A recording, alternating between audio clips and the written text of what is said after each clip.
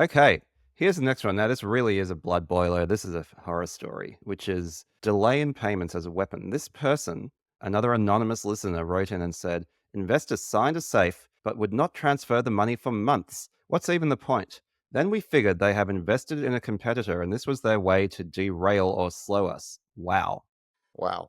This is a perfect example of capital being weaponized. In this case, in quite a clever way, in an evil and clever way, right? Remember, term sheets are actually non binding, but even a binding contract is like if you're a startup that's running out of money, you're not going to go ahead and sue that investor for breach of contract, are you?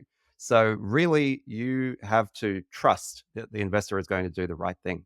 In this case, they didn't do the right thing. And, this is just one of those things that happens. And if this one was named by the listener, I would have named and shamed them because the only way that investors are going to pay the price for this sort of behavior is reputationally. There is no financial cost to that.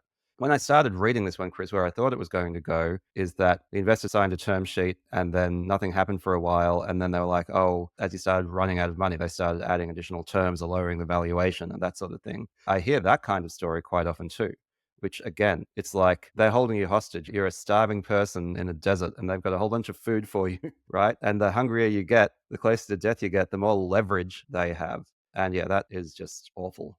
Yeah, they're saying they suspect that this was using the fundraising process as a weapon to try to slow them down vis-a-vis their competitor. That's just a suspicion they have, and I've never really quite heard of that happening before. But if that's actually true, which I'm a bit skeptical that it is, but if that's actually true, that is unethical in the highest degree. And so, yeah, you just got to vet your founders. You got to check their Google reviews. You got to speak to other founders who are in their portfolio. While they're doing diligence on you, you got to do diligence on them. It's that simple. We've said this multiple times in the Mhm. episode. I've said this multiple times on LinkedIn.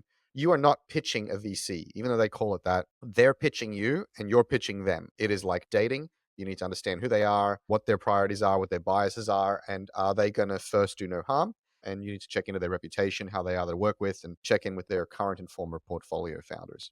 I share your skepticism, Chris. Like, it could be that this happened. It is also possible that it didn't happen. And I think, as much as it is true that investors do often use the timing of capital transfers as a bit of a weapon, as leverage, I would also put a cautionary note and a slight admonition out to founders there, which is that for a bunch of completely innocent Mhm. reasons, it can take time for money to land. And you need to account for that. So when my startup Circular was raising its last round, it actually took 3 to 4 months from signed term sheet to delivery of capital. And that was painful for us. Won't deny it.